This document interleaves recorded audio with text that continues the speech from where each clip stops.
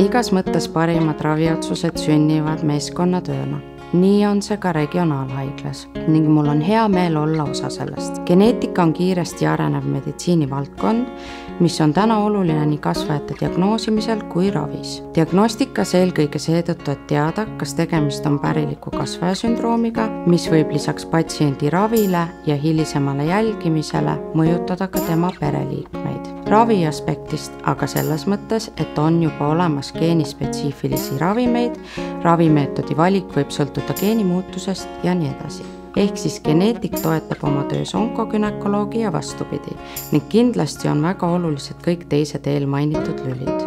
Muideks, meditsiinigeneetik ei tööta mitte laboris, vaid reaalsete patsientidega.